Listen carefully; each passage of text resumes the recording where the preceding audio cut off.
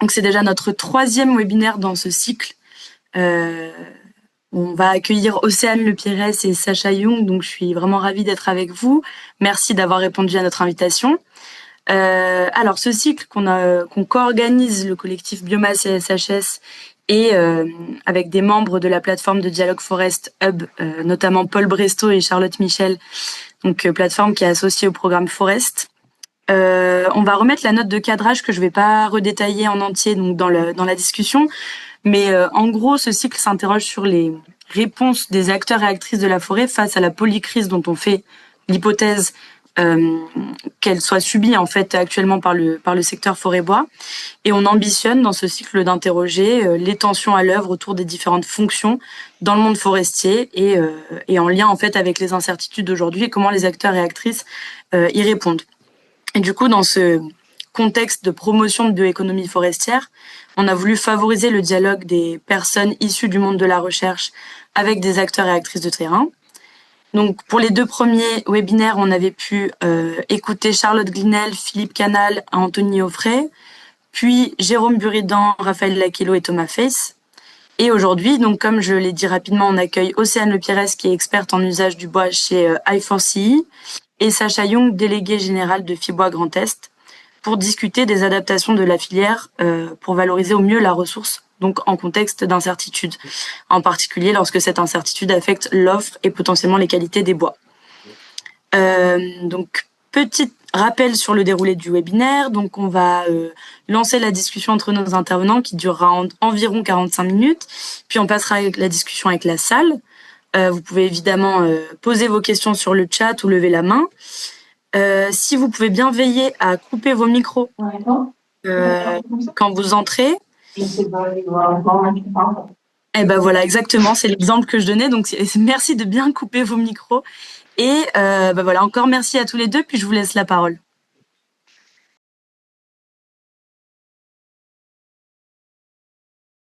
Merci Louise. Donc bonjour à tous d'abord. Je suis Océane Le Pires.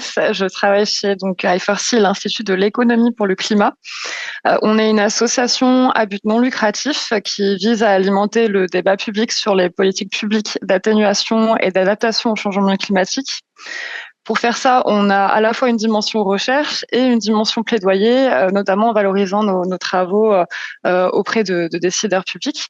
Et en termes de sujets de l'expertise, comme on est environ une quarantaine, on a la chance de couvrir un champ assez large de sujets, par exemple sur le panorama des financements climat, sur la transition énergétique, l'agriculture, l'alimentation, le financement international aussi, et j'en passe. Et on a bien sûr un programme dédié à la forêt et au bois, dans lequel on s'intéresse aux politiques d'atténuation et d'adaptation relatives à la filière, ainsi qu'à la certification carbone. Et dans mon cas, je suis plus particulièrement positionnée sur le développement des produits bois. Sacha, je vous laisse la parole. Merci. Donc Sacha Young, délégué général de FIBois Grand Est, donc l'interprofession régionale de la filière forêt-bois. On est une association qui regroupe de près ou de loin tous les acteurs qui sont au contact de la forêt et du bois d'une manière économique. C'est-à-dire, on commence au niveau des pépiniéristes, des propriétaires forestiers, privés, publics, les gestionnaires forestiers, les acteurs de la récolte, le transport de bois, tout ce qui est transformation avec les scieries, l'emballage, l'industrie du papier, l'industrie du panneau, les acteurs autour du bois énergie, la seconde transformation avec la construction bois, l'aménagement intérieur, la menuiserie, le parquet, etc. En allant assez loin, y compris jusqu'aux clients finaux que sont pour nous les architectes, les bailleurs sociaux, les promoteurs, les collectivités aussi dans leur politique en faveur du bois énergie ou du bois construction, aussi tout le monde de l'enseignement et de la recherche. Et donc voilà, tous ces acteurs sont réunis au sein de notre association et nous on essaye de porter un intérêt général global de la filière au-delà des intérêts respectifs de chacun de ces maillons. Ils sont tous clients fournisseurs les uns des autres, donc ce qui peut des fois créer des tensions ou au moins des questionnements. Et nous, on essaye d'apporter une vision globale, cohérente et sur le long terme à tout ça. Et vous retrouvez un FIBois dans toutes les régions françaises. Alors, chacun est différent parce qu'il est le reflet du tissu économique de son territoire, mais les objectifs restent malgré tout les mêmes.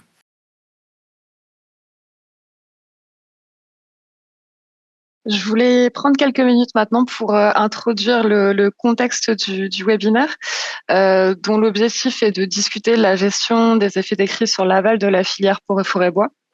C'est un sujet qui est important et qui monte en importance avec le risque d'augmentation de la fréquence et de l'intensité des crises sous l'effet du changement climatique. Ces crises en forêt, qu'elles soient sanitaires ou dues à des événements extrêmes du type tempête, incendie, elles ont comme point commun d'engendrer des récoltes qu'on pourrait qualifier de subies, qui impactent les volumes de bois disponibles, mais aussi les essences, les qualités et les diamètres qu'on récolte.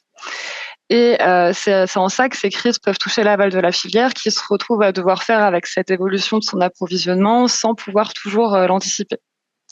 D'autant que si on regarde à plus long terme, on pourrait avoir une modification assez significative de la structure de la récolte à l'échelle nationale. Les travaux prospectifs de l'IGN et du FCBA de 2024 mettent en évidence que dans un scénario où on continuerait à avoir des crises similaires à ce qu'on connaît aujourd'hui, on pourrait voir augmenter la part de feuillus dans la récolte, ainsi que des bois de qualité secondaire. Et où dès 2035, on pourrait avoir une insuffisance de bois d'œuvre résineux pour répondre à la demande. Et donc ça, c'est un exercice prospectif qui est fait à l'échelle nationale. Donc ça nous donne une idée générale de vers quoi on pourrait s'orienter et l'enjeu qu'il y a à se préoccuper du sujet. Mais ça ne nous dit pas pour autant quelle forme prendront les crises concrètement. Et c'est pour ça qu'il m'a semblé intéressant de discuter de ces questions avec Fibois Grand Est, car comme vous le savez, la région Grand Est a été particulièrement concernée par la thématique de la gestion de crise ces dernières années, puisqu'elle a été en première ligne face à la crise des scolytes. Et je me tourne donc vers vous, Sacha. Pour commencer, est-ce que vous pourriez nous décrire un peu comment et à quel moment la crise des scolytes a commencé à se manifester dans la région et l'effet que ça a eu sur la récolte de bois? Merci. Alors, ce qu'on peut déjà dire en introduction, peut-être en contexte général, c'est que avant cette période de crise sanitaire qui a démarré vraiment à partir de 2018, on va dire pour nous 2017, c'est la dernière année un peu normale. On avait déjà des épisodes sanitaires avant, mais ils étaient ponctuels et localisés, on va dire, sur certaines essences. Et depuis 2018, on est passé dans un contexte où les crises se succèdent. On est en crise quelque part permanente et il y a chaque fois aujourd'hui, il n'y a pas qu'une essence qui est concernée. Toutes les essences, à des degrés divers, ont un moment des questionnements sanitaires ou autres, voilà, qui nous interpellent et qui nous mettent dans ce contexte de crise. Donc déjà voilà, on a changé un peu de paradigme entre des événements ponctuels et aujourd'hui cette période de crise qui est devenue en fait l'élément de base et avec lequel il faut vivre, et on peut pas se dire on reviendra à quelque chose d'avant. On est dans ce changement perpétuel. Ce qui est important aussi à avoir à l'esprit, c'est que peut-être pour les plus anciens, avant ces périodes de crise, on vivait aussi avec une idée, et à tort maintenant, où on était toujours dans des politiques, il faut mobiliser plus, et la forêt est une forme de, pas de puissant fin, on savait qu'il y avait une forme de limite, mais on pouvait toujours, en tout cas, mettre en place des actions pour récolter plus et de manière très conséquente. Pour rappel, juste, on avait un président de la République en 2007 qui avait fait un discours et qui avait dit en 2012, il faudra récolter 12 millions de mètres cubes de bois en plus, et en 2020, 20 millions de mètres cubes en plus à l'échelle nationale. Si vous regardez les chiffres, on en a été très loin. Et pour vous donner juste une donnée Grand Est, rien qu'en prenant les données de la forêt publique, parce que la forêt publique est majoritaire en Grand Est, on est la seule région où c'est ce cas-là. On récoltait toutes qualités confondues en forêt publique 5 millions de mètres cubes de bois avant 2017. Aujourd'hui, on est à 4 millions de mètres cubes. Donc, on a perdu 1 million de mètres cubes de tout usage confondu. Et donc, aujourd'hui, l'état d'esprit a changé. On est plutôt à dire si on stabilise déjà les niveaux de récolte à ce qu'on fait aujourd'hui, ça sera satisfaisant. Faire plus, ça, on n'y croit pas, ou en tout cas à la marge, de manière très localisée sur certains types d'essence. On veut plutôt enrayer la baisse de la récolte et essayer de la stabiliser. Alors sur la crise scolyte, comme dit, on a eu les premiers signes en 2017. 2018, où on s'est dit attention, là ça commence à être une crise importante. Au démarrage, comme les crises scolytes n'étaient pas c'est quelque chose qu'on a déjà connu par le passé à plusieurs étapes. Il y avait une partie des acteurs qui se disaient bon bah voilà, c'est une nouvelle crise Covid, elle va durer 2, 3, 4 ans et après on passera à autre chose. Et d'autres acteurs qui disent attention, là on est sur quelque chose de beaucoup plus fort, violent et structurel. Et pour mémoire, par exemple, quand on a interpellé les services de l'État et du ministère de l'Agriculture sur la crise Covid, on a bien mis 6 à 9 mois à ce qu'ils prennent conscience de la gravité de la situation, parce qu'avant, y compris pour eux, on était plutôt dans une forme de grippe passagère saisonnière, si je peux me permettre cette image, et pas sur voilà une maladie profonde, grave. Et qui allait durer. Et même au niveau des acteurs, on avait au début certains scieurs qui disaient bon bah on va pouvoir mobiliser et transformer tous les bois en Grand Est sans aide particulière, sans souci particulier, alors que d'autres disaient non, attention là on va avoir de tels volumes qu'il va falloir trouver d'autres types de débouchés dans d'autres régions, il va falloir trouver d'autres solutions pour faire face à cette crise qui va être d'ampleur. Ok, donc avec cette crise, on a donc pu voir une perturbation du marché du bois finalement avec au global moins disponible aujourd'hui, mais aussi donc des afflux ponctuels de bois de crise, pardon, ce qui peut avoir des effets économiques significatifs pour les acteurs, mais ce qui pose aussi la question de la manière dont ces bois peuvent être valorisés. D'abord sur la dimension économique, lorsque des volumes importants de bois ici scolisés arrivent sur le marché, quels impacts cela a-t-il eu sur l'économie de la filière? Par exemple, sur les prix des bois, est-ce que certains marchés ont été plus déstabilisés que d'autres? Alors il y a plusieurs choses sur l'aspect prix. Alors sur le moyen et long terme, à un moment quand vous avez une saturation de l'offre, parce que voilà il y avait des volumes très conséquents qui arrivaient, ça crée forcément un déséquilibre, surtout si en face on n'a pas les marchés et la capacité de transformation, et donc ça pousse globalement à une baisse des prix. Maintenant, au tout début de la crise, et c'est vrai pour toutes les crises sanitaires, on a toujours une période où la crise, on va dire, démarre, les prix proposés par les transformateurs sont déjà à la baisse, alors que l'information de la crise n'est pas forcément parvenue jusqu'au client final, et donc les prix finaux se maintiennent. Donc au démarrage, on a eu 6 mois où économiquement, on va dire, la situation était peut-être plutôt paradoxalement favorable au niveau des scieurs qui achetaient moins cher que d'habitude en réussissant à valoriser comme d'habitude au même prix leurs produits. Maintenant, ce phénomène-là, on l'a sur toutes les crises et il se lise toujours en sortie de crise, parce que là, on retrouve le phénomène inverse où à un moment,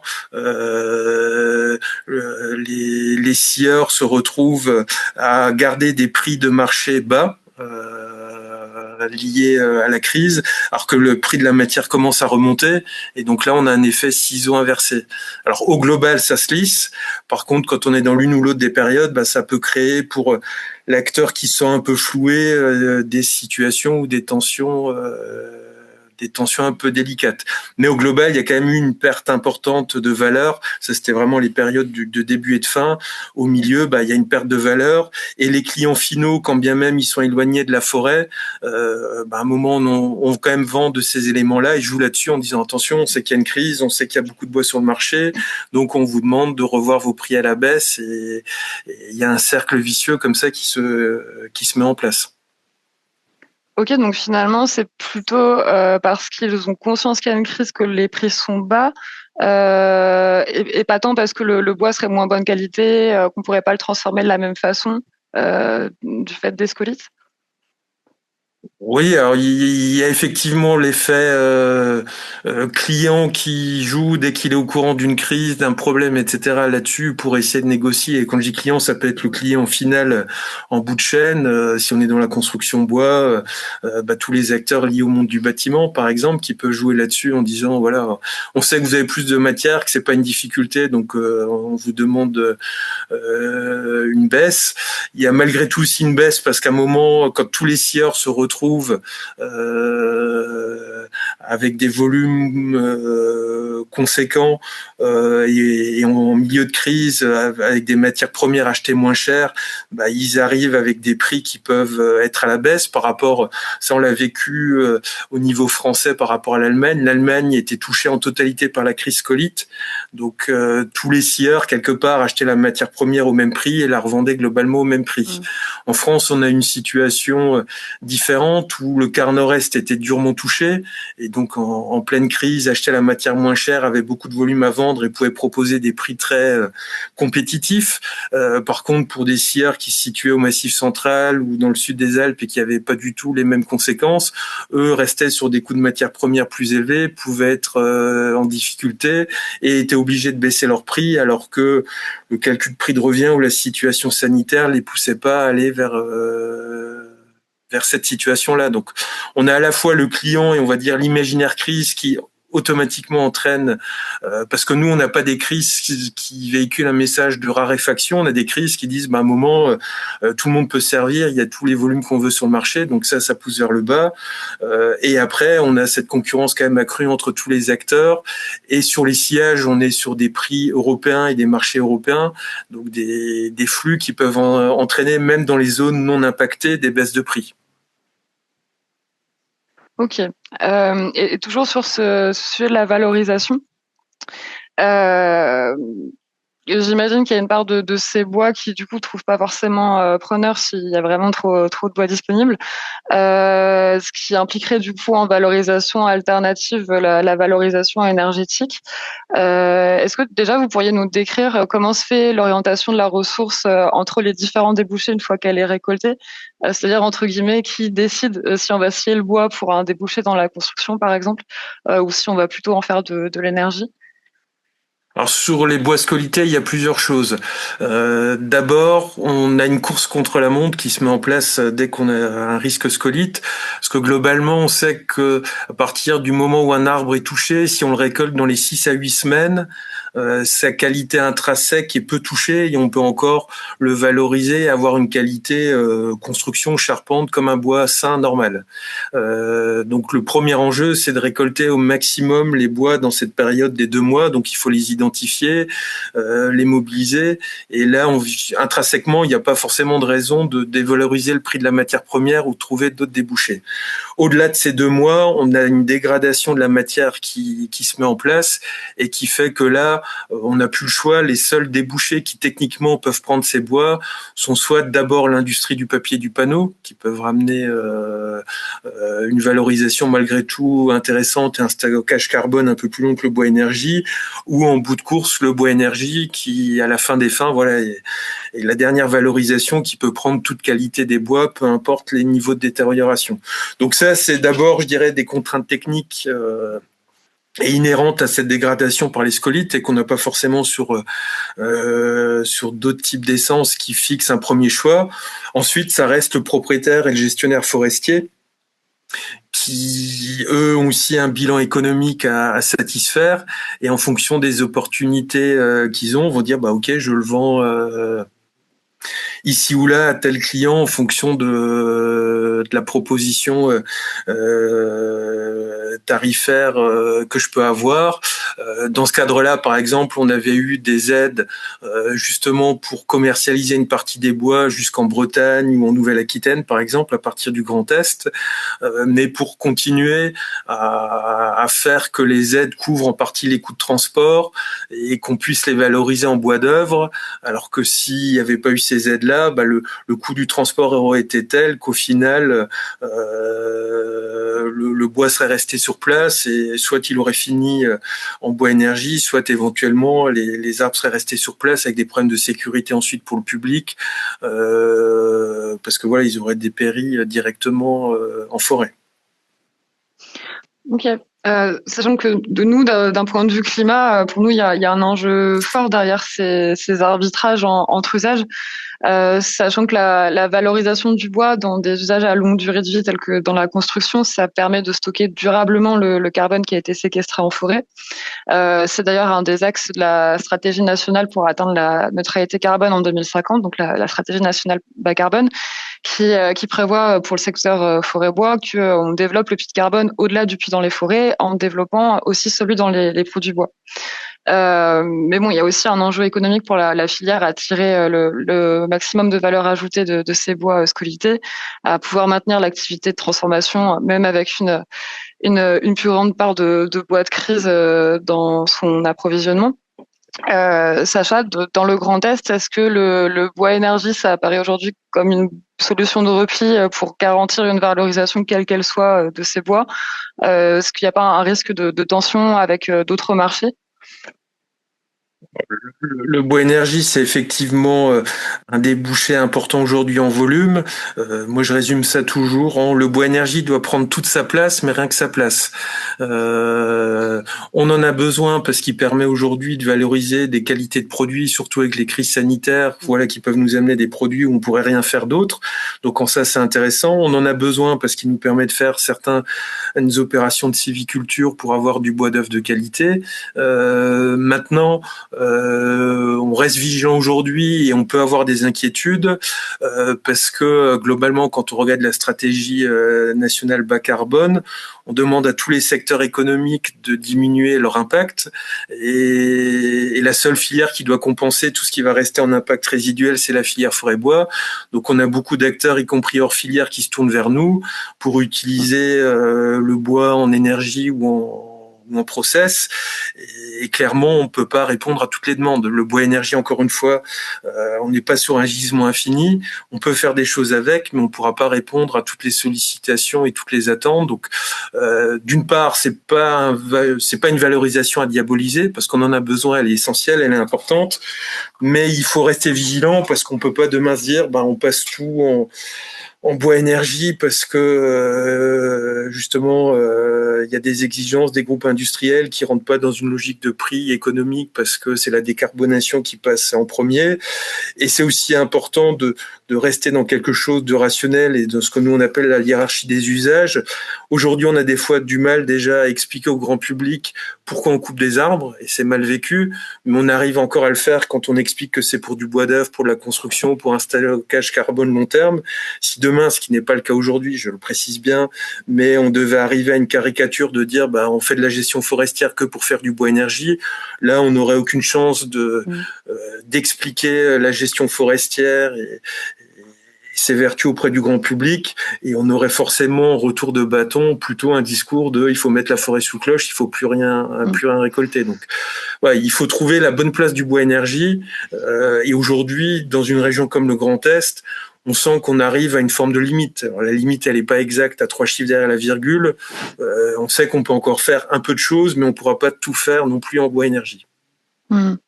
Oui, donc on a quand même vraiment un enjeu aussi à pouvoir s'assurer qu'on arrive à valoriser au mieux les bois de crise. Nous, côté A4C, on a commencé à se questionner sur les mesures utiles à l'adaptation de la filière bois et à la valorisation de ces bois, notamment dans le cadre d'un rapport qu'on sort en fin de semaine prochaine sur les financements publics de la filière bois, où en fait l'idée du projet, c'était de regarder dans quelle mesure les dispositifs publics récents soutenant les investissements industriels de la filière ont contribué aux enjeux d'atténuation et d'adaptation au changement climatique. Mais je pense qu'en regardant que les investissements matériels, c'est-à-dire par exemple de modernisation ou d'extension des lignes de production ou encore des zones de stockage du bois et des produits, je pense qu'en faisant ça, on voit finalement qu'un bout de la lorgnette des conditions utiles à un maximum de valorisation de ces bois, car ça pose aussi des questions d'organisation collective pour gérer cette situation de crise et orienter au mieux la ressource. Question que, il me semble, que vous vous êtes posée, vous les acteurs de la filière Grand Est. Est-ce que vous pourriez nous présenter les mesures qui ont été mises en place dans le Grand Est pour favoriser l'écoulement, enfin la valorisation des bois scolytés? Il y a eu les mesures d'urgence, on va dire sur l'instant, et notamment d'avoir des aides comme j'évoquais tout à l'heure pour valoriser la matière dans d'autres territoires, parce que dans un laps de temps court c'était pas possible à notre région dans les bassins d'approvisionnement traditionnels. Après, et c'est peut-être là les mesures les plus intéressantes, il y a eu ce qu'on a essayé de construire sur le long terme. Donc notamment depuis quelques années, on a eu un travail de cartographie de la région pour mettre en place un réseau d'aires de stockage pour faire face à des nouvelles crises sanitaires, tempêtes ou autres qui pourraient nous tomber dessus. Dans cette idée d'avoir des stocks tampons pour que d'un coup on soit pas noyé sous tout un tas de volumes dont on ne saurait pas quoi faire. Donc il y a une cartographie pour que ça couvre toute la région, avec des questions de terrain où où on a une certaine maîtrise foncière, où on puisse avoir aussi un accès à l'eau, parce que c'est un vrai enjeu. Surtout si on se retrouve dans des situations où il faudra arroser en plein été, alors que derrière les particuliers ont eux-mêmes à leur niveau des restrictions d'accès à l'eau. On a mis en place aussi un accord cadre et qui a déjà fonctionné depuis. Je le disais, pour les scolites, on a une course contre la montre. Il faut à partir du moment où ils sont identifiés, qu'on puisse vite les couper. Mais pour les couper, il faut déjà avoir le client. Et habituellement, les acteurs de la gestion forestière coupaient les arbres, essayaient de trouver les clients à ce moment-là, et des fois pouvaient perdre du temps, et ce temps était précieux, et le bois s'était dégradé depuis. Donc là, comme on a beaucoup de bois qui sont vendus en Grand Est par contrat d'approvisionnement, on a mis en place toute une série d'échanges entre acteurs pour que ils définissent ensemble des règles et des principes pour ne plus se poser la question de où vont aller les bois, mais que directement les propriétaires, les gestionnaires coupent les bois, les ramènent aux scieries avec un système de décote automatique, et qui faisait que plus un scieur achetait des bois scolités, plus son prix baissait pour justement l'encourager à prendre des bois scolités, et tout ça avec des règles automatisées et qui ne posaient plus la question au moment de dire on va encore négocier le prix, etc. Alors que quand il y a une urgence de valoriser la matière, s'il n'y avait pas eu ces accords, l'acheteur aurait pu avoir tendance à faire traîner les discussions, en sachant que le forestier, lui, devait aller vite, était obligé de vendre, et donc à un moment aller encore plus peut-être baisser ses prix derrière. Donc ça, c'est des mesures qu'on a mis en place en anticipation. On a aussi eu des réflexions sur la valorisation des produits finis. Je le disais tout à l'heure, quand on coupe un arbre scolité dans les 2 premiers mois, sa qualité mécanique est encore là, comme un bois normal. Simplement, on peut avoir des champignons et du bleuissement qui apparaît. Et ça, pour certains clients, une discoloration, c'est tout de suite un défaut. Et c'est je veux pas ce type de bois. Alors que structurellement, mécaniquement, il y a aucun souci. Donc, il y a aussi eu tout un tas d'actions de communication qui ont été faites pour rassurer les usagers de ces produits. Sur d'autres crises sanitaires, comme on a eu sur le hêtre par exemple, où on a eu des effets qu'on connaissait pas, on a lancé des études de caractérisation parce qu'on s'est rendu compte, par exemple sur le hêtre, que des bois qui paraissaient sains, on avait des taches qui apparaissaient après séchage, et avec là aussi clients qui disaient attention, votre bois il est plus aussi bon qu'avant, je veux une décote de prix. Donc là il y a eu des études qui ont été faites avec des labos de recherche pour concrètement voir, objectiver la situation et communiquer là-dessus pour rassurer et éviter un peu des phénomènes empiriques ou artificiels de dépréciation de prix. Je vais revenir juste après sur l'accord cadre, mais tout à l'heure vous avez parlé d'arrosage. Je suis pas sûre que ça parle à tout le monde. C'est pourquoi on arrose le bois, si vous pouviez détailler un petit peu. Oui. Alors, si vous voulez, contrairement peut-être à ce qu'on peut imaginer, un bois ou totalement sec ou totalement immergé dans l'eau ne va pas se dégrader, ou se dégrader beaucoup plus lentement. Donc quand on a un moment un bois et qu'on veut préserver sa qualité sur la durée, un des systèmes aujourd'hui, surtout quand c'est des troncs, en fait c'est de l'arroser pour le garder en humidité permanente, et là on peut arriver sans trop de perte de qualité à garder les bois pendant 2-3 ans dans l'état initial, on va dire, dans lequel ils étaient. Simplement, une fois qu'on commence l'arrosage, on peut pas le faire par intermittence. Les bois doivent rester humidifiés tout au long de la séquence. Quand on arrose les bois, il y a une forme de lessivage aussi qui peut exister. Donc, on a tout un tas de discussions avec les services de l'État. D'une part, il faut avoir des circuits fermés, récupérer l'eau d'arrosage. D'autre part, veiller à ce que quand vous avez certaines essences, vous allez avoir des tanins, vous allez avoir tout un tas de composants, éviter qu'ils aillent dans le sol parce que ça pourrait créer d'autres questionnements. On a l'acceptabilité par le grand public aussi, je l'évoquais tout à l'heure. Quand vous êtes en plein mois d'août à 15h de l'après-midi et que quelqu'un qui n'a pas le droit d'arroser son jardin voit qu'à côté on arrose en plein soleil une pile de bois, ça peut l'interpeller, lui poser des questions. Donc il y a beaucoup de choses qui se posent là-dessus, mais c'est aujourd'hui l'une des seules solutions qu'on a pour lisser des afflux massifs de bois sur un temps court, après une tempête, après une crise sanitaire, et pour pouvoir après réécouler sur 2-3 ans le volume qui a été créé comme ça sur un instant court. Ok, merci beaucoup. Je pense que c'est beaucoup plus clair pour tous.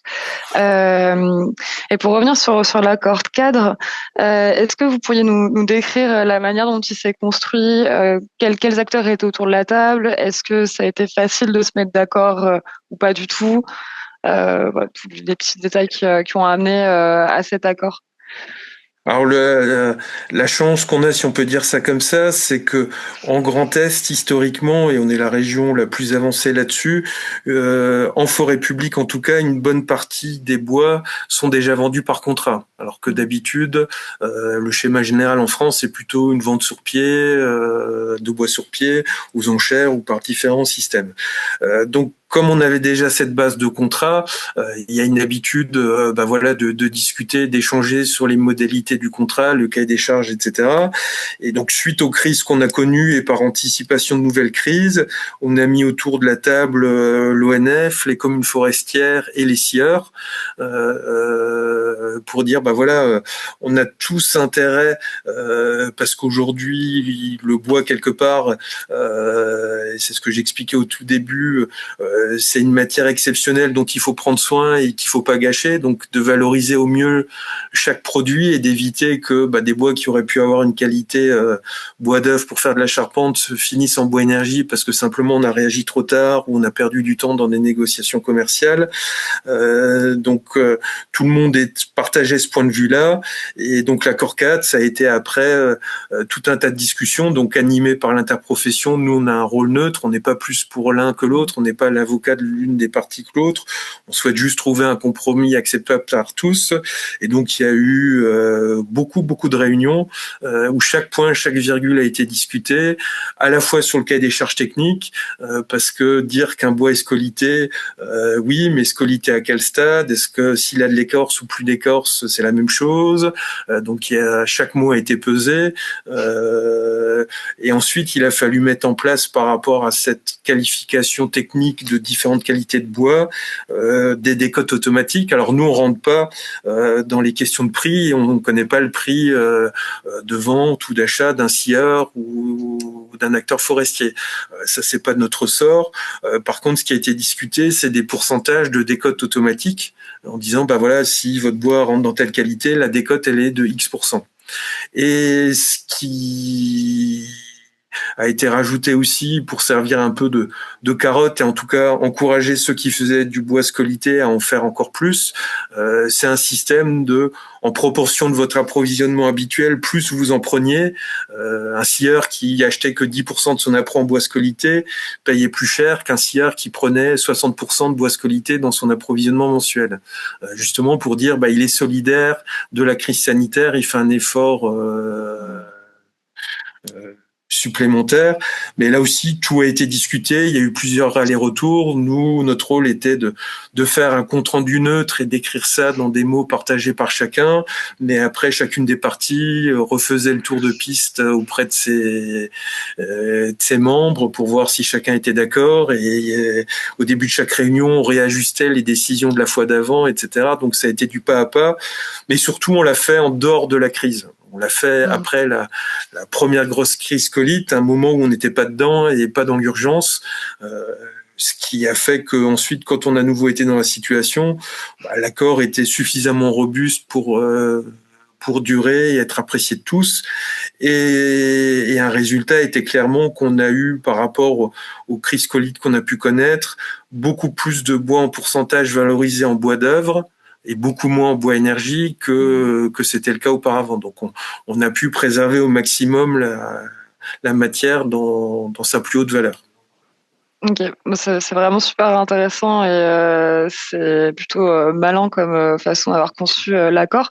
Vous vous souvenez combien de temps vous avez mis à élaborer cet accord, toute réunion comprise, combien de mois Entre le début de l'accord et la validation, on a dû passer à peu près 9 mois sur le sujet, et avec des phases intenses où il y avait des réunions quasiment tous les mois, okay. On va dire au cœur des discussions, parce que voilà, chaque point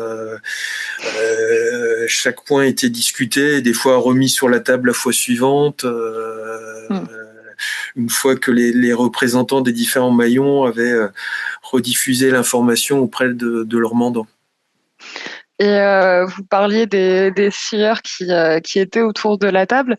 Est-ce que de leur côté, au sein de leur scierie, est-ce qu'il y a eu des choses qu'ils ont, des investissements spécifiques ou des adaptations de leurs pratiques qui ont été mises en place à leur niveau? Alors, les scieurs aujourd'hui, ils ont clairement conscience d'une part que la matière première, il faut de plus en plus se battre pour y avoir accès, et que avec le changement climatique, les crises sanitaires, le cortège d'essence habituel qui pouvait travailler va peut-être évoluer aussi. Donc d'une part, certains commencent à faire des essais sur des nouvelles essences pour voir comment elles réagissent, comment elles se scient, comment elles se sèchent, etc. Et commencer à proposer un peu ces produits-là en volume. On a aussi, ce qu'il faut savoir, les scieries sont toutes adaptées à certains types d'essences. Vous avez les scieries résineuses, et historiquement elles font pas de feuillus. Vous avez les scieries de chêne, et elles font que du chêne en général. Ou vous avez les scieries de hêtre. Après, vous pouvez avoir quelques acteurs qui font tout un tas d'essences, mais c'est plus marginal. Et elles ont des technologies aussi différentes. Dans les scieries résineuses, sans aller dans trop de détails, ils vont couper le bois avec des scies circulaires et un coût de sciage très optimisé, et parce que on va plutôt envoyer des bois de qualité homogène, mais après faire partout les mêmes sciages. Dans le feuillu, comme le prix de la matière est plus cher, on va prendre des scies rubans, et les diamètres sont plus gros aussi, et on va regarder sur chaque tronc quelle meilleure section on peut y mettre dedans. Donc on va pas forcément adapter, on va faire les bouts de bois, les sciages en fonction du tronc, alors que dans le résineux, on va dire maintenant on a une commande de telle section, on envoie tel tronc de manière homogène dedans, et on fait cette section-là, et on regarde pas chaque tronc forcément dans le détail. Je caricature, mais il y a un peu de ça. Et là, la nouveauté aussi, on a aujourd'hui des scieries qui utilisent par exemple, ou qui font des tests d'utiliser des canters, y compris en feuillu, alors que à la base c'est un outil adapté pour le résineux, ou des scieries, un mélange d'essence ou de passage de frontières qui n'existait pas, ou uniquement sur des très petites unités. Donc il y a des initiatives de ce type-là qui sont prises. Ça reste pour l'instant marginal, parce que les scieurs continuent à produire d'abord ce qu'ils ont toujours fait, ce qui continue à se vendre, et entre guillemets, tant que ça fonctionne comme ça, ils vont pas radicalement changer les choses tant que leurs circuits commerciaux restent encore en place, quoi. Ok. Il nous reste quelques minutes pour aborder un dernier point. Est-ce que ces crises, et notamment l'élaboration de cet accord 4 qui a quand même réuni pas mal de monde, est-ce que ça a modifié les relations entre l'amont et l'aval de la filière, notamment en matière de renouvellement forestier, mais pas que, pour tout sujet?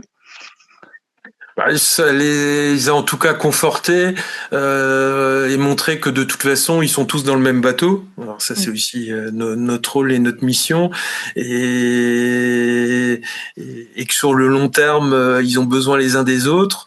Ça s'est traduit par des actions. Nous, on a par exemple dans le Grand Est élaboré 2 dispositifs de financement privé de reboisement et qui sont payés majoritairement par les scieurs.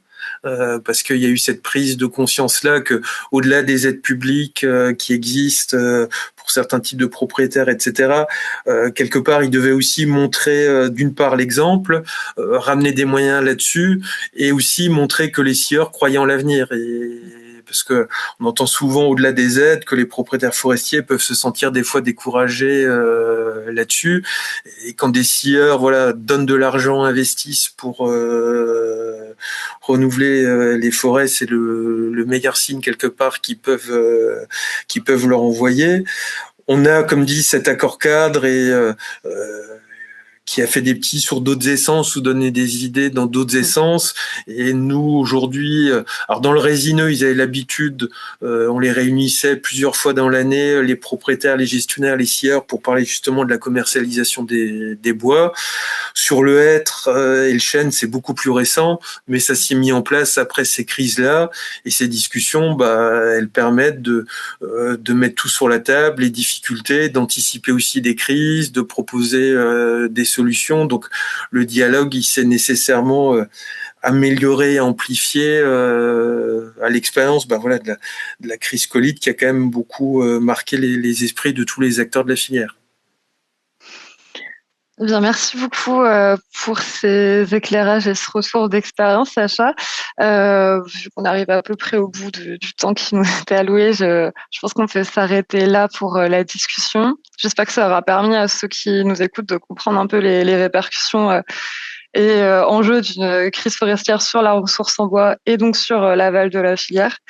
Je pense que ça a aussi permis de montrer que la gestion de crise, ça repose aussi beaucoup sur des formes de coordination, d'organisation entre les acteurs.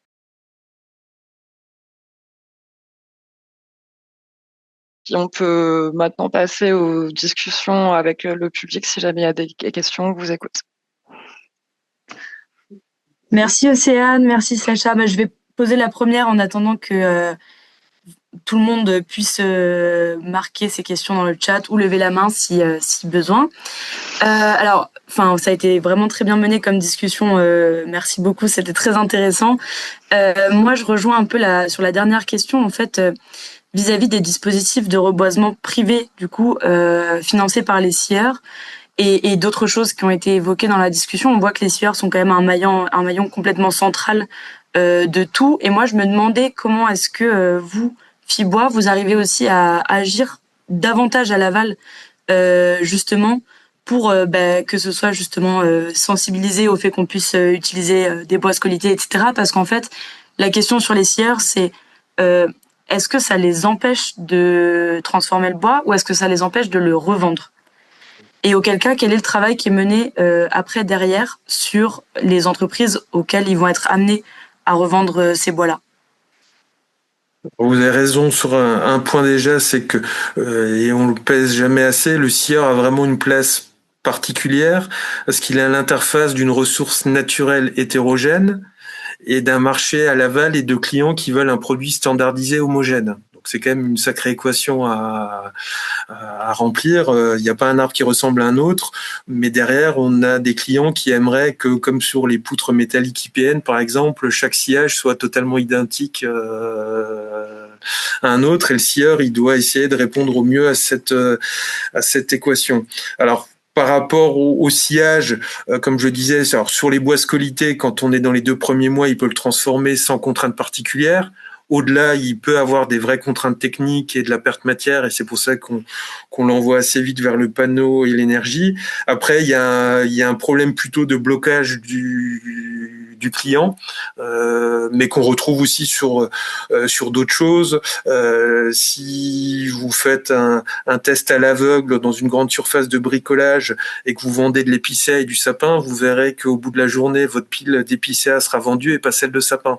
Alors que mécaniquement, quand bien même le bois est caché, il y a juste un usage mécanique, parce que le sapin, par rapport à nos codes, on va dire de consommation, même pour le grand public, a une image plus belle, meilleure, il y a moins de nœuds, c'est plus homogène, etc. Donc le travail vers le client final est important. Pour vous dire, moi-même, j'avais fait des travaux dans ma maison et le charpentier m'a mis des bois scolités. Bon, il connaissait pas mon activité et quand je lui dis bah tiens là les bois, justement, je voulais un peu tester. Ah mais vous inquiétez pas, il était tout de suite comme si je l'avais pris en défaut. Derrière, je dis non mais rassurez-vous, il n'y a pas de souci, on peut utiliser ces bois-là. Donc même chez les charpentiers, les constructeurs, les menuisiers, il y a une méconnaissance et on associe la singularité à un défaut. Donc une couleur, une tache, une coloration, c'est un défaut. Donc le client va être mécontent. Donc là, c'est beaucoup de travaux de communication. Il y a eu plusieurs ouvrages de bâtiments publics, de collectivités qui ont volontairement construit en bois scolité. Dans le Grand Est, vous avez par exemple l'ONF qui a refait son siège à Épinal en partie avec des bois scolités, pour dire ben vous voyez que ça fonctionne et qu'il y a aucun problème derrière. Et pour d'autres essences, on peut des fois avoir des problèmes, des vrais questionnements sur les caractéristiques intrinsèques de la matière. Et dans ce cadre-là, il faut faire des études pour voir si on n'a pas perdu en résistance mécanique ou si le séchage est pas plus compliqué ou si les bois là peuvent toujours se traiter. Parce que des fois, c'est des bois qui vont avoir des vernis, des lasures, etc. pour d'autres usages. Et dans ce cas-là, il faut faire des études pour lever ces freins techniques et en tout cas rassurer factuellement sur les situations. Mais il y a beaucoup de de questionnements et l'aval de la filière n'est pas toujours au fait de ces questionnements. Ils se disent surtout bon, il y a une crise, il y a un excès de matière, donc je vais pouvoir acheter moins cher. Point. Mais à la rigueur, j'ai pas envie que mon produit final change pour autant. Merci. Il y a Grégoire qui lève la main. Allez-y, prenez la parole. Oui, bonjour, merci pour cette présentation. J'avais une question sur la partie renouvellement forestier, puisque bon, vous avez choisi aujourd'hui d'aborder plutôt l'incertitude de l'approvisionnement en bois sous l'angle de la gestion de crise sanitaire, mais vous avez fait un lien, je trouve, habile vers la question du reboisement, donc via des financements privés, on l'a compris. Quelles questions se sont posées à ce moment-là? Puisque l'incertitude de l'approvisionnement en bois, c'est aussi à plus long terme maintenir une ressource bois en forêt, voire constituer ou reconstituer une ressource bois résiliente. Donc, est-ce qu'il y a eu un accompagnement de ces financements sur justement la réflexion de nouvelles essences? Et en lien avec ça, vous avez parlé d'essais faits par les sieurs.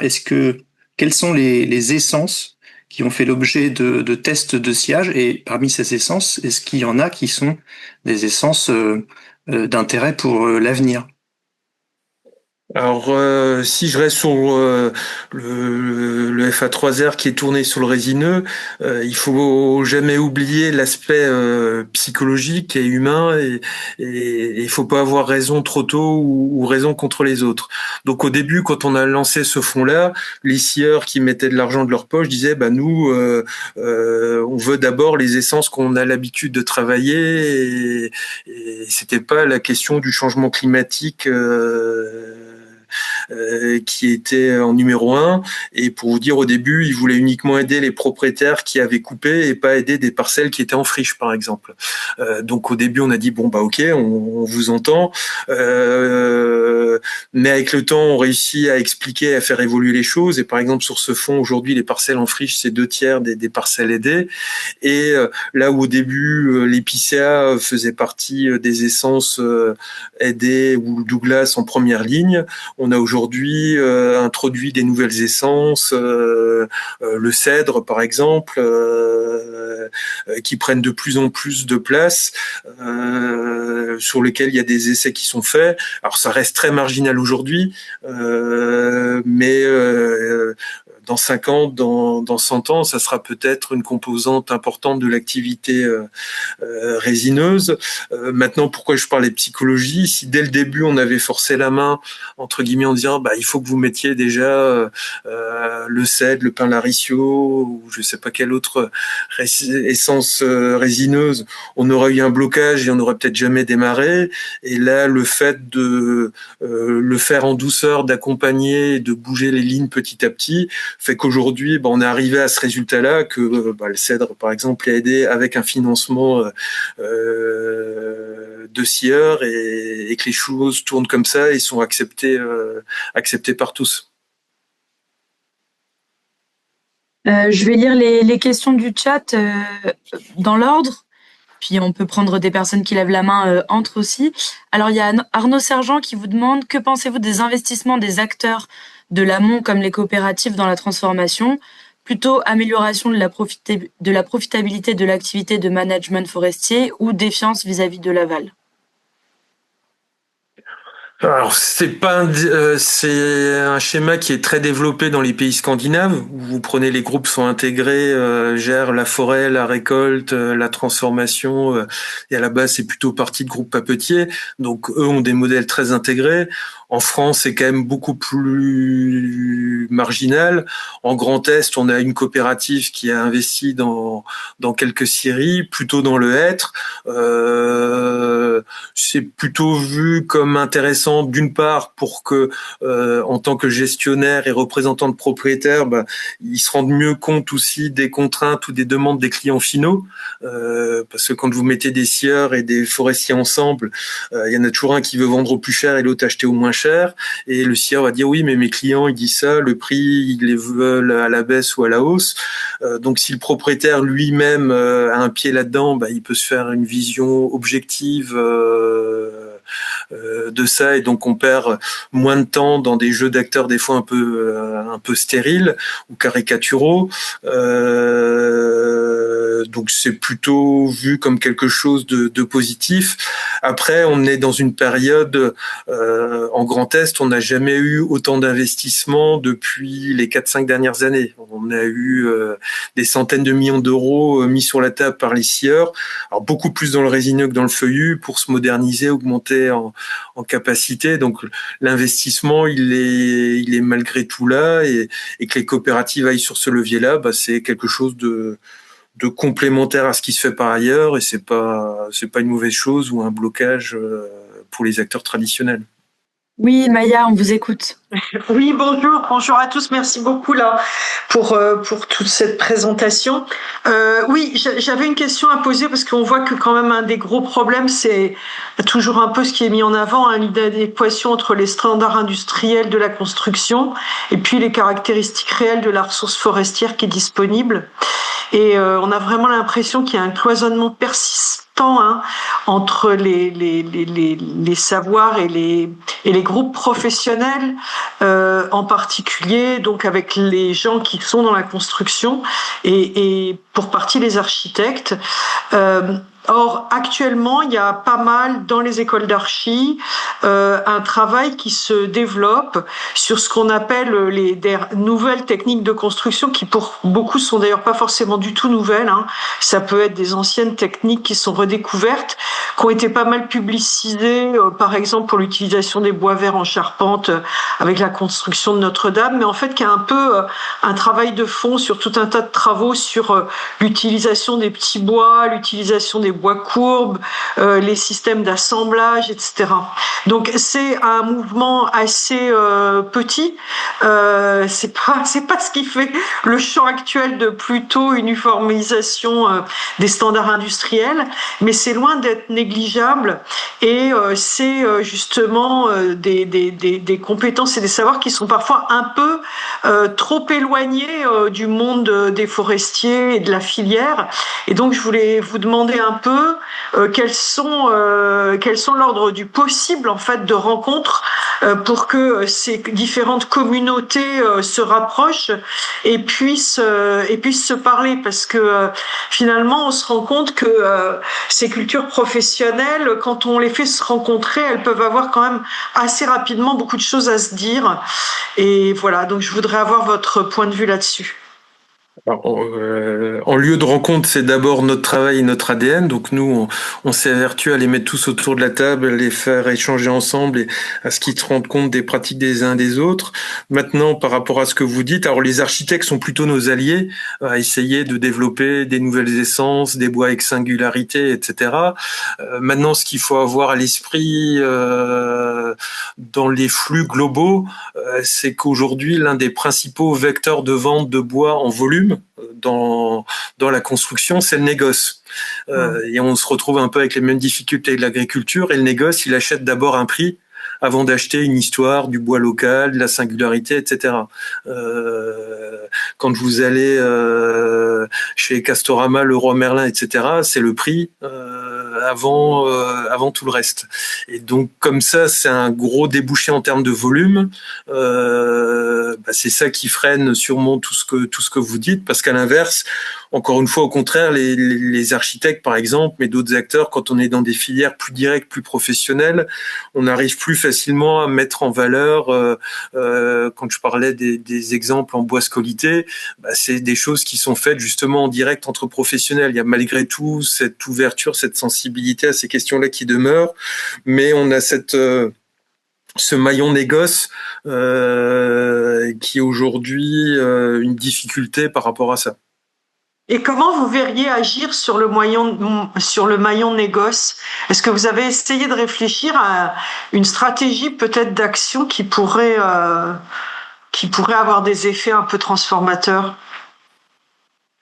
Alors, au niveau des négoces, on en a deux familles. En plus, on a ceux qui sont plutôt spécialisés sur le bois et d'autres qui sont un peu généralistes. Ce qui fonctionne, c'est qu'on a aujourd'hui quelques acteurs de la première transformation qui vont vers le négoce. J'ai deux exemples en tête de SIA qui ont lancé eux-mêmes leur négoce et qui ont investi ce secteur-là pour vendre aussi des produits d'importation si besoin, mais écouler toute leur production locale en complément. Et grâce à ça, avant, ils avaient peut-être du mal à vendre, par exemple, un lot de lames de terrasse en bois local scié chez eux, issu de crise sanitaire.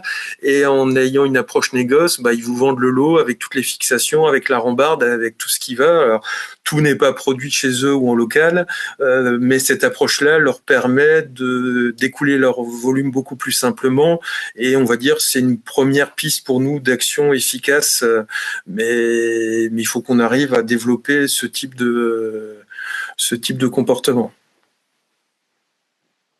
Merci beaucoup. Merci. Moi, si je peux, je me permets de poser une autre question. Ah, pardon, il y a Sarah dans le chat qui vient d'écrire. Alors, en sachant que le bois scolité est favorisé lors des ventes en scierie par l'accord cadre, qu'advient-il des bois sains déjà coupés? Les prélèvements de bois sains baissent-ils en réponse à l'augmentation des prélèvements sanitaires? Alors, quand on a eu la crise scolite, et ce qui était pas sans conséquence, il y a eu effectivement en parallèle, pour éviter de sursaturer encore les marchés, tout ce qui était bois sain a été freiné. Ce qui n'a pas été apprécié par tout le monde, parce que des clients qui avaient des débouchés historiques de bois sain ont pu se retrouver en difficulté, et toutes les autres essences ont été aussi freinées ou retardées dans les programmes de coupés travaux. Donc à un moment, l'essentiel de l'effort a été mis sur les bois résineux scolités pour essayer au global de maintenir les volumes, et parce que aussi on a un facteur limitant, c'est notre capacité de récolte. Les ETF, les entreprises de travaux forestiers, donc les bûcherons débardeurs, on peut pas comme ça les démultiplier d'un coup de baguette magique, et donc ils savent récolter un certain volume mais pas forcément beaucoup plus, et donc eux ont été orientés là-dessus, et ça a mis à l'arrêt d'autres filières, ce qui a pu aussi créer des tensions sur ces autres filières, les autres essences, avec des prix qui ont pu varier sensiblement, etc. Donc, quand il se passe un événement fort sur une essence, c'est pas sans conséquence pour d'autres essences, des fois positives, des fois négatives. Il y a une question un peu dans la suite qui n'a pas été mise en mode public, mais qui s'adresse à vous aussi. Suite à l'expertise Grand Est sur l'accord mobilisation de bois scolyté, quelle reprise en est faite au niveau national ou dans les autres interprofessions et par conséquent, quid de la représentation des forêts privées dans cet accord? Alors, il y a eu aussi récemment une mission, je sais plus si c'était le CGER ou une mission ministérielle sur les crises forestières, comment les gérer. Donc, cet accord cadre a été remonté à ce niveau-là et recité comme exemple et comme outil. Maintenant, alors, pourquoi il a fonctionné chez nous et pas forcément aussi rapidement ou facilement ailleurs. Je l'ai expliqué, en France, vous avez 3/4 de forêt privée et 1/4 de forêt publique. En Grand Est, on est à 56% de forêt publique. Donc, le fait d'avoir plus de forêt publique avec un interlocuteur, l'ONF, en tant que propriétaire et ou gestionnaire, a facilité les choses parce qu'ils ont eu cette capacité de prendre des engagements, de les tenir, de mobiliser les communes forestières aux besoins, et ce qui fait que le modèle, il n'est pas aussi facilement transposable. Et il faut être clair aussi, cet accord-là qui a aidé quelque part la forêt publique, en étant très réactif, en pouvant mobiliser vite les bois, par un effet domino peut-être un peu pervers, a sûrement pénalisé par moment la forêt privée, parce que les scieurs ont d'abord pris tout le bois qu'ils pouvaient en forêt publique, et la forêt privée était la variable d'ajustement. Donc ça a pu, comme en plus ils étaient plus marginaux, se retrouver dans une situation plus délicate. La question sur la forêt privée, on se la pose aussi souvent régulièrement, mais la difficulté alors elle n'est pas insoluble, mais elle est quand même là, c'est qu'on a une multitude d'acteurs et on n'a pas tout à fait l'équivalent en termes de capacité réelle d'engagement. Soit vous discutez avec France Sylva qui représente les propriétaires, et c'est d'abord eux de décider, mais c'est pas parce que France Sylva, leur syndicat, va prendre un engagement que chaque propriétaire va concrètement l'appliquer derrière. Donc ça, c'est un frein. Soit vous discutez avec les gestionnaires, les coopératives par exemple, ou les experts. Eux peuvent plus facilement prendre des engagements, mais ils restent beaucoup plus soumis au choix du propriétaire, qui va valider, qui va pas valider la position prise. Donc il y a beaucoup plus de difficultés aussi du côté de la forêt privée de donner des engagements chiffrés, de les tenir sur la durée par rapport à un établissement comme l'ONF. Et dernière particularité, depuis la tempête de 99, en Grand Est avaient été développés les contrats d'approvisionnement. Alors c'est le modèle qu'on retrouve très traditionnellement dans les pays germanophones, beaucoup moins dans le reste de la France. Alors c'est en train de se développer et au niveau national, l'objectif de l'ONF, c'est de le développer encore plus. Mais chez nous, il est bien implanté. Pour vous donner quelques exemples, dans le Résineux, on est à plus de 60% en forêt publique de bois d'œuvre qui est vendu par contrat. Dans le Hêtre, on est à plus de 90-95% qui est vendu par contrat. Donc il y avait cette assise là qui permet plus facilement après d'avoir des accords cadres que quand vous êtes sur un modèle, par exemple, de vente aux enchères encore majoritaire. Moi, j'avais une question un peu plus peut-être pour tous les deux. Océane, tu remarquais... déjà, j'avais envie d'avoir quelques détails de plus sur du coup ce rapport que vous allez publier la semaine prochaine, mais surtout tu remarquais une potentielle insuffisance de bois d'œuvre résineux donc à partir des études prospectives de l'IGN. Et là, on a discuté donc pendant l'échange avec Sacha plutôt de la particularité de la crise des scolytes comme étant justement une crise non pas de manque mais de volume. Qu'est-ce qu'on peut tirer de ces deux observations du coup sur la difficulté pour la filière de répondre à ces deux particularités de la crise? Concernant l'étude prospective,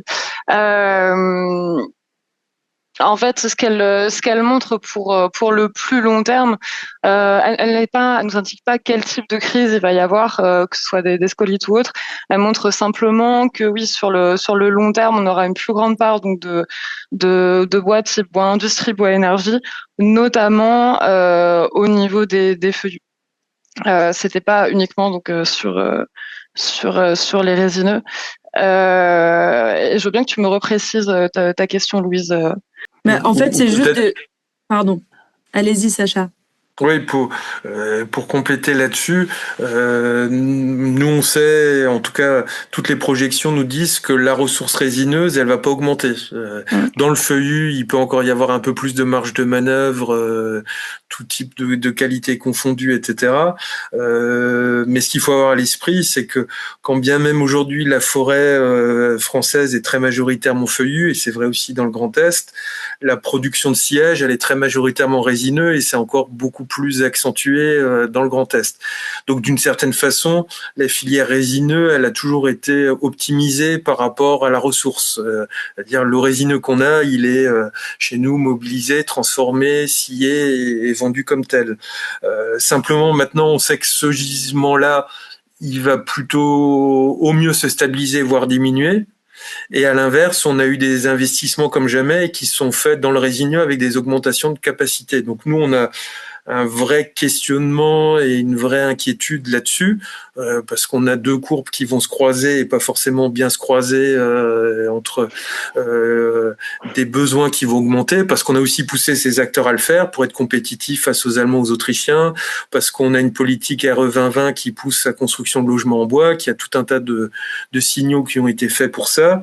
Mais à l'inverse, sur la ressource, on sait que ça va être compliqué. Donc d'où l'importance de travailler sur le renouvellement. D'où l'importance aussi pour nous, parce que c'est un vrai sujet, et le Grand Est est malheureusement la pire région de France en la matière, de travailler sur le déséquilibre forêt-gibier, parce qu'aujourd'hui, sur la ressource, alors le gibier fait partie de la forêt, ça c'est pas un débat, mais quand on a trop de gibier, ça a pour conséquence de détériorer aussi la qualité des bois, et donc nous, on sait qu'on a plusieurs dizaines de milliers de mètres cubes chaque année de bois d'œuvre, qu'on perd à cause de cet excès de gibier et qui sont transformés, entre guillemets, par le gibier en bois énergie ou bois d'industrie. Donc c'est aussi un de nos deux autres axes de plus perdre cette matière-là qualitative qui existait et qui se transforme de manière insidieuse parce qu'on a trop de gibier en des bois de moindre qualité. Mais on sait que ça va coincer et c'est aussi un des facteurs qui pousse les scieries résineuses à se diversifier ou à tester d'autres choses.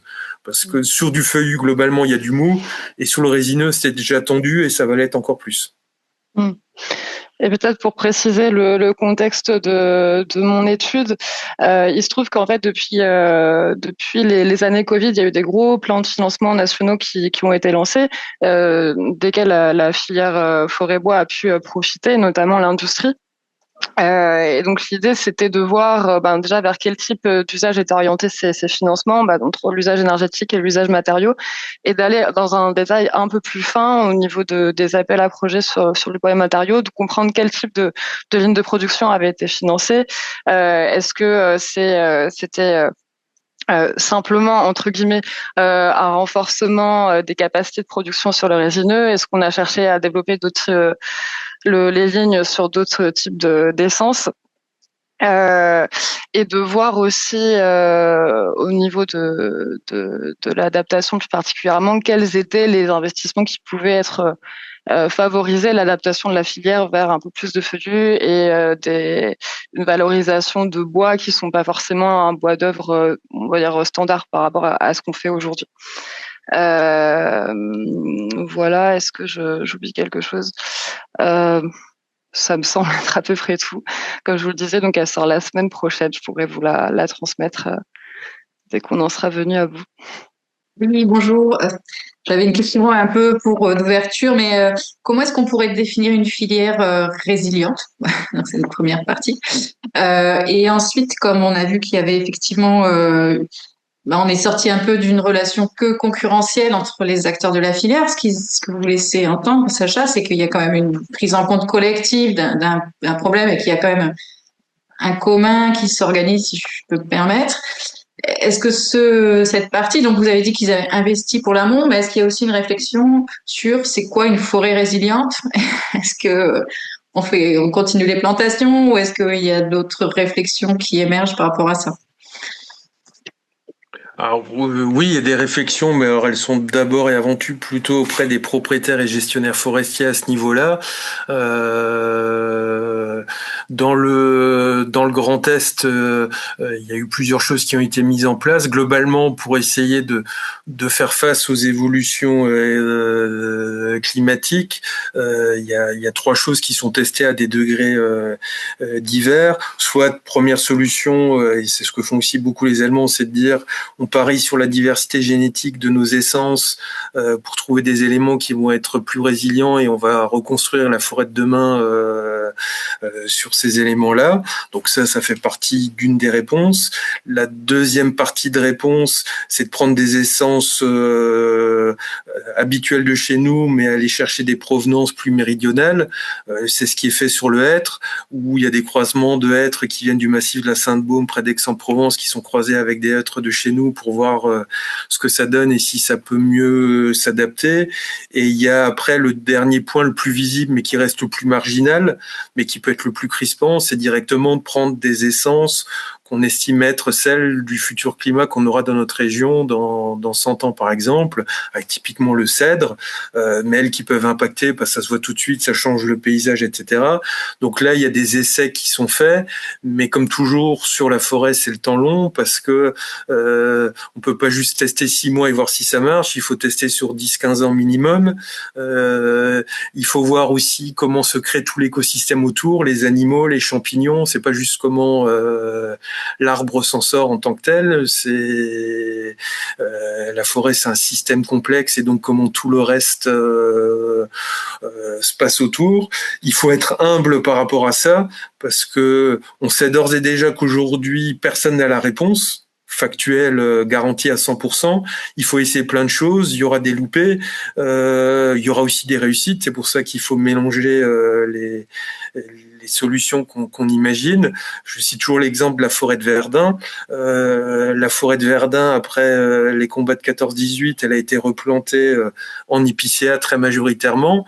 À l'époque, les acteurs qui l'ont fait pensaient bien faire et c'était pour préserver les champs de bataille sur un aspect mémoriel. Ça a très bien tenu jusqu'il y a 10 ans. Et donc, il y a 10 ans encore, on vous dit, bah oui, ils ont bien fait. Donc, ça durait quand même longtemps. Par contre, quand on a eu la crise Covid, c'est là-bas qu'elle a été la pire et la plus virulente. Et là où on pensait avoir 10 ans pour essayer de récolter les épicéas, mettre d'autres choses à la place et de faire une transition brute, moins brute, on va dire. En 2-3 ans, tous les épicéas y sont passés et vous avez retrouvé à Verdun des paysages comme c'était en 14-18, avec 11 000 hectares globalement qui ont été touchés d'un seul tenant, voilà, avec des images très fortes derrière. Mais 4-5 ans avant, vous aurez encore dit bah ça tient, et 2-3 ans plus tard, voilà. Donc il faut avoir cette humilité là aussi que celui-là qui vous dit je sais, il faut partir en courant. On peut avoir des pistes, on peut se dire on va essayer, ça devra peut-être marcher, ou on a des raisons qui nous rendent plus confiants ou plus méfiants, mais personne n'a de certitude absolue. Et c'est ce qu'ont aussi les acteurs de la filière à l'aval. Un dernier exemple, on parle toujours des chênes de la forêt de Tronchet. On rappelle qu'ils avaient été plantés à l'époque par Colbert pour doter la France d'une marine pour aller battre les Anglais. Aujourd'hui, c'est grâce à ça qu'on fait surtout du mérin, des fûts de chêne pour des vins de grande qualité, et c'est pas ce qui était du tout imaginé au début. Donc voilà, là aussi, humilité à la fois sur les choix de gestion et humilité sur les produits. Demain, on aura la chimie verte qui fera qu'on aura peut-être d'autres usages pour le bois que ceux qu'on imagine aujourd'hui. Beaucoup de choses bougent et encore une fois, avec pas beaucoup de certitude. Donc, il faut essayer et avoir chaque fois plusieurs solutions en cours.